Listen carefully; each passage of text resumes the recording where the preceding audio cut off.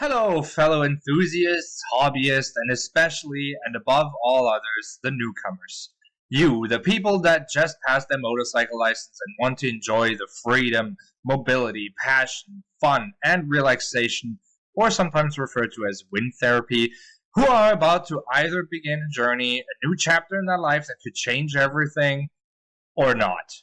You want to buy your very own first bike, and you're into sports bikes, but you don't know what to pick because there are so many options, manufacturers, engine displacements, and every person tells you something different.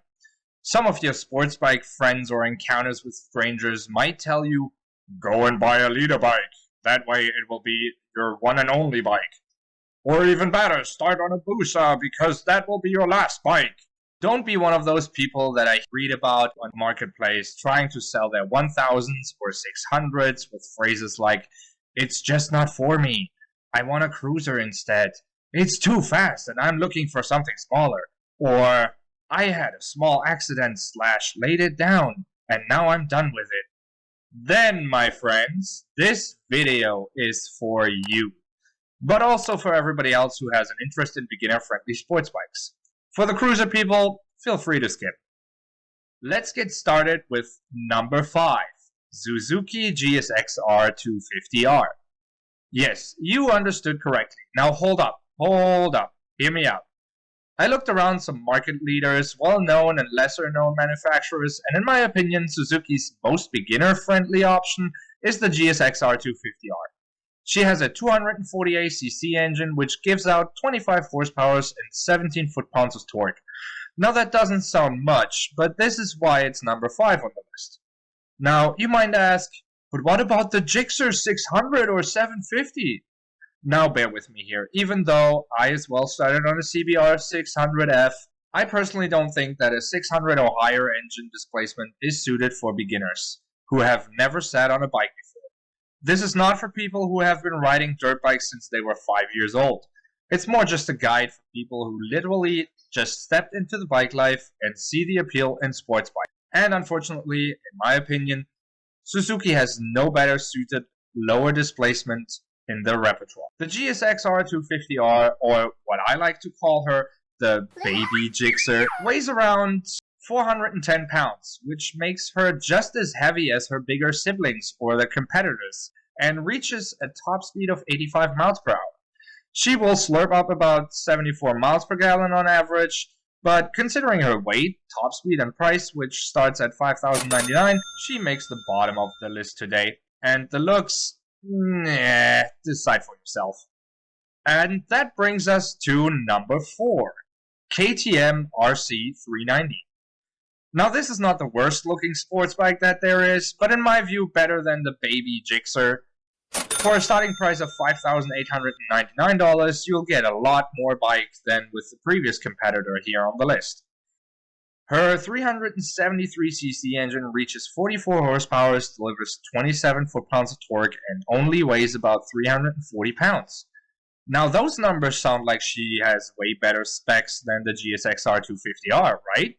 Well, yes and no, because the price is also quite a bit more.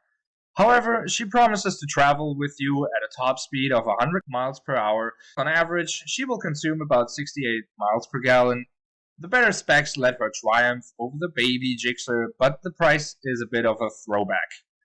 And so is the looks. Now let's look back in direction of Japan, because the Honda CBR 500R is the first on the podium at number 3.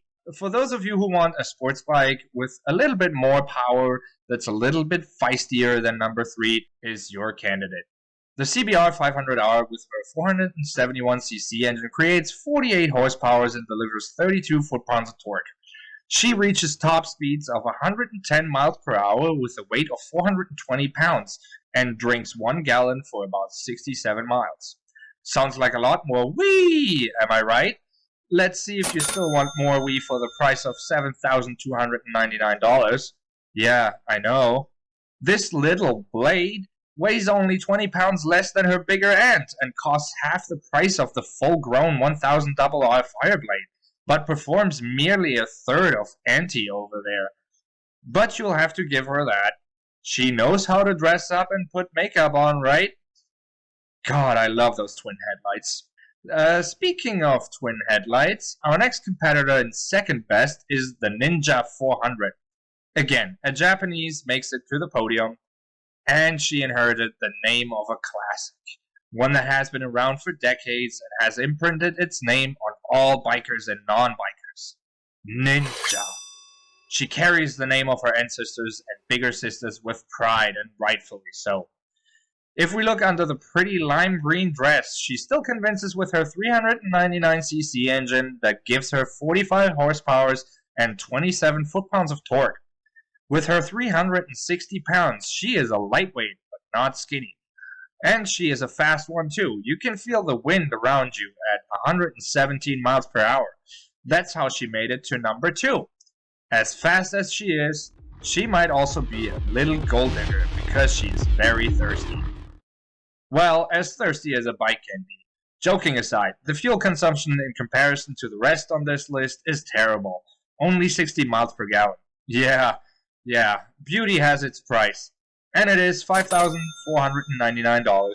But all in all, she stands up to her name. With such a beauty and her power, you may wonder by now, what is in first place then? What is better than a ninja? The answer might surprise you, but I must admit it was a head-to-head race to the top. But before I announce my personal winner here, I would like to mention the Yamaha R3 honorably. Despite not being on my list, she is a good beginner bike. I just personally think she is too thirsty on gas with 56 miles per gallon. I like her looks, and the only reason I didn't pick her as number 5 is because Suzuki needs some recognition here. And here she is, the number 1, coming in just a tenth faster and better, the CF Moto 450 SS. Now let's take a closer look at this beauty over here that supposedly steals the Ninja's show. She shows off her 449cc parallel twin engine, puffing up her 50 horsepower, and she is even a tiny bit feistier than number 2 with 29 foot-pounds of torque for 63 miles per gallon. She's not as thirsty as the Ninja, and she only weighs 10 pounds more than the previous competitor, 370 pounds. She won the race by reaching 118 miles per hour, just an inch before the Ninja made it to the finish line. But she costs more to own. For $5,699, she can be yours. Now wait a minute, you might ask me. Why would I pick her over the Ninja? She has practically the same specs but costs a bit more. The answer is so simple. Reverse shifting. The CF Moto 450 SS went on a journey, tracing the paths of the great masters, learning their techniques and rituals to become one with herself, to become one with the track. Reverse shifting is commonly known and used in motorcycle racing because it allows you to go through the gears quicker, which in extension allows you to go faster. She will not be your last bike, I can guarantee that, but as a beginner sports bike, she can prepare you for the racetrack like her masters trained her, and that's what ultimately made her win the title of Best Beginner Sports Bike in my top 5 list.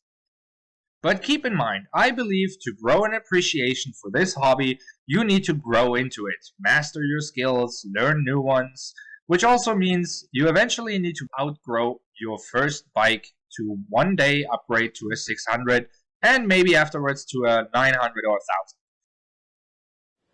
Hey guys! I want to thank you for watching my video and let me know which bikes you think should have been in the top 5. This is just my opinion, and I know the CF Moto 450 has gotten a lot of attention lately, but I think it's truly a good beginner bike and a good one to check out if you're shopping for your first bike. If you're interested in taking any of these or other bikes for a test ride, let me know in the comments down below, and don't forget to like and subscribe. Always keep the rubber down and the smile up. Stay safe.